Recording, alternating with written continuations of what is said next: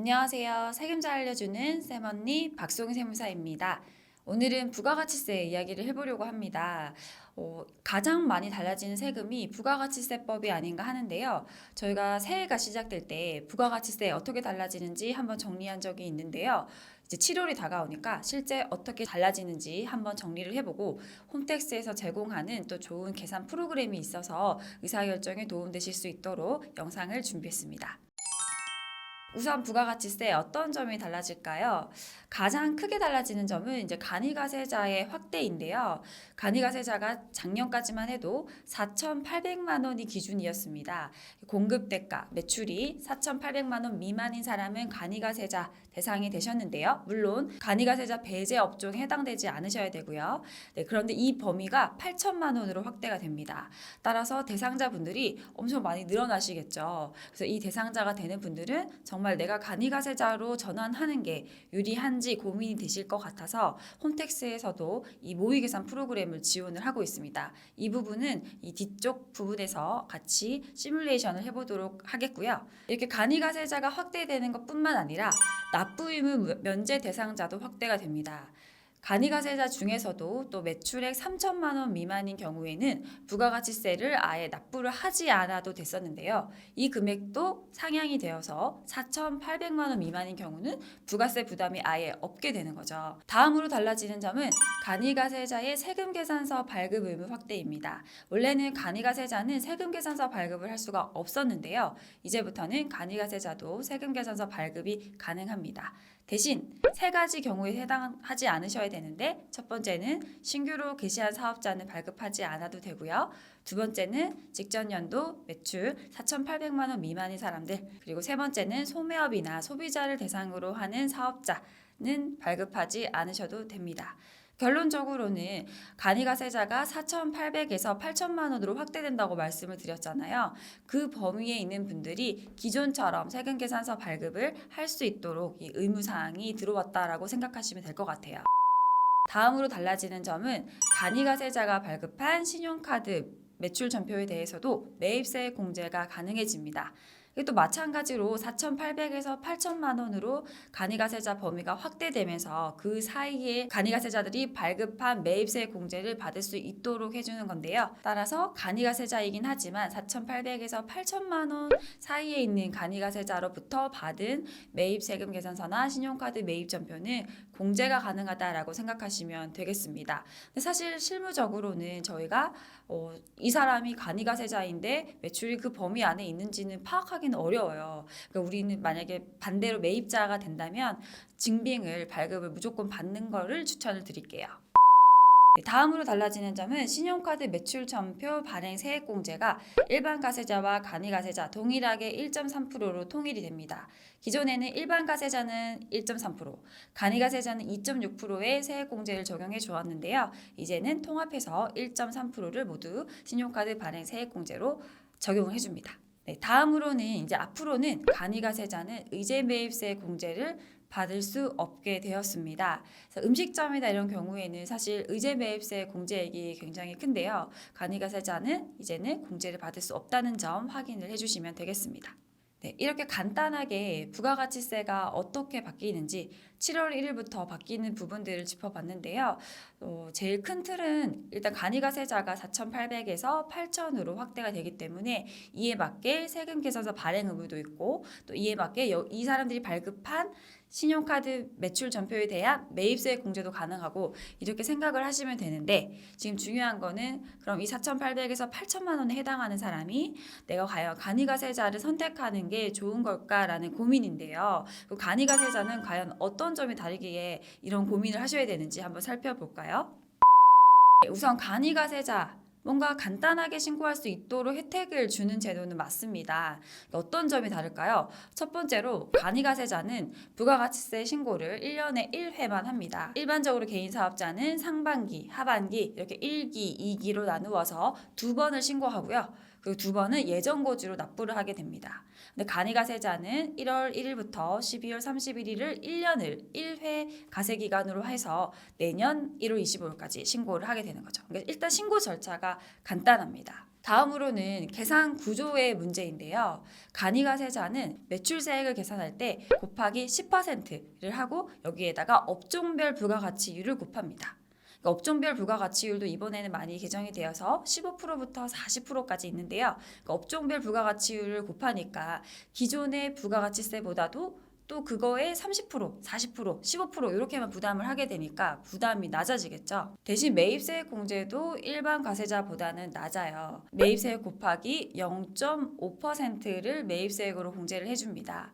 이것도 많이 바뀌어서 작년까지는 매입세액 곱하기 10% 곱하기 업종별 부가가치율 이렇게 했었는데요. 그렇게 하지 않고 매입세액 곱하기 0.5%를 매입세액 공제 이렇게 적용이 됩니다. 전체적으로 생각해보면 업종별 부가가치율이라는 게 있기 때문에 간이가세자는 부가가치세 부담이 일반 가세자보다 30-40%에 해당하거나 아니면 부가가치세를 거의 부담하지 않게 되는데요.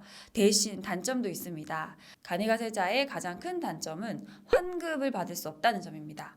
그래서 신규 사업자이거나 내가 매출보다 매입이 많은 어떤 특수한 경우일 때는 간이가세자가 불리해질 수 있는 거죠. 그렇기 때문에 무조건 간이가세자를 선택하는 게 유리하지 않을 수 있는 거죠. 그럼 이 상황에서 내가 일반 가세자를 유지하는 게 좋을지 간이 가세자로 전환하는 게 좋을지 되게 고민이 되실 텐데 그래서 홈택스에서 모의 계산을 지원을 하고 있습니다. 그래서 모의세액 계산을 통해서 일반에서 간이로 가는 경우에 부가가치세 부담이 어떻게 달라지는지를 보여주고 있는데요. 홈택스에 들어가 보시면 모의세액 계산 이라는 화면이 있어요. 한번 이 화면을 가지고 이야기를 해보도록 하겠습니다. 부가가치세 세액 계산 비교하면 이용 안내 이런데요. 첫 번째로는 내가 신고한 직전 신고서를 불러와서 직전에 이렇게 뭐 매출이 이렇게 구성이 되는지가 불러오고 이 옆에 화면에 이 상태에서 똑같이 간이가세자로 계산하면 어떻게 방식이 되는지를 보여줍니다. 그러면 이제 이 일반 가세자랑 간이 가세자 차이가 딱 나오겠죠. 작년에 내가 간이었다면 부가가치세를 얼마를 부담을 했는지 계산이 자동으로 되어서 나오기 때문에 매우 유용할 것 같아요. 한번 비교를 해볼게요. 부가가치세 세액 계산 비교 화면을 보시면 직전 신고 내역 불러오기 이걸 클릭하시면 직전 과세 기간에 신고 내역을 불러오게 되고요. 이 숫자를 가지고 한번 설명을 드릴게요. 이분은 숙박업을 하시는 분이고요. 매출이 세금 계산서 발급한 게 1,000만 원 있어요. 그래서 1,000만 원에 10% 매입세액이 100만 원이 발생을 했고요. 다음으로는 신용카드랑 현금 영수증을 발급한 매출 총 4천만 원이 있어서 이 매출세액이 400만 원. 총 부담해야 되는 이분의 매출은 5천만 원의 매출에 대해서 10%인 500만 원의 매출세액이 발생을 합니다. 여기에 관련된 매입세액을 한번 볼게요. 매입세액도 세금 계산서를 받은 매입이 1,000만 원. 그러니까 똑같이 10%를 하게 되면 매입세액은 100만 원이 되죠. 그리고 그 밖에 공제 매입세액, 뭐 신용카드 매입세액 공제가 되겠죠. 신용카드로 1,000만 원을 긁은 게 있어요. 그래서 신용카드 매입세액 1,000만 원, 여기에 따른 부가가치세 매입세액 100만 원, 200만 원. 총 매출세액 500만 원에서 200만 원을 빼면 300만 원이 나오겠죠. 여기에다가 경감공제세액이라고 해서 신용카드를 발급한 매출에 대한 1.3%를 공제를 해줍니다. 이때는 부가세를 포함한 4,400만 원, 여기 위에서 아까 4천만 원이 신용카드 발행분이었죠. 이게 부가세를 포함한 공급 대가 4,400만 원에 1.3% 곱하면 57만 2천 원이 됩니다. 그래서 300만 원에서 이 세액공제 57만 2천 원을 차감을 해주면 242만 8천 원의 부가세를 부담을 하셨어요. 작년에 6개월 동안. 근데 이 상태 그대로 간이가세자가 된다면 이제 부가가치세가 어떻게 될까요? 숙박업의 경우에는 업종별 부가가치율이 25%입니다. 그래서 계산을 하면 총 부가세를 포함한 아까 1,000만 원이랑 4천만 원, 5천만 원에 부가세 10%를 포함한 5,500만 원, 이 공급대가 5,500만 원에 업종별 부가가치율 25%를 곱하고 여기에 10%를 곱하고 그럼 매출세액이 137만 5천 원이에요. 그러니까 아까 500만 원인 거에 비해서는 30%, 25% 수준이죠. 네. 다음으로 밑에 매입세액. 아까 이분은 세금 계산서 1,000만 원 받았었고 그리고 그 신용카드 매입 1,000만 원 있었고 이 부가세를 다 포함하면 2,200만 원 매입세액이 있었어요. 이 2,200만 원에 0.5% 곱하면 11만 원을 공제합니다. 그래서 매입세액도 아까는 200만 원이었는데 이제 11만 원이 됐죠. 네, 이렇게 차이가 있고요. 그리고 신용카드 매출 전표 등 발행세액 공제 똑같이 4,400에 1.3% 57만 2천 원을 공제를 합니다. 그러면 총 공제 가능한 매입세액이 68만 2천 원이 돼서 137만 5천 원에서 68만 2천 원을 빼면 69만 3천 원이 되는 거죠. 그러니까 일반 가세자일 때는 242만 8천 원이었는데 간이가세자가 전환이 되면 69만 3천 원.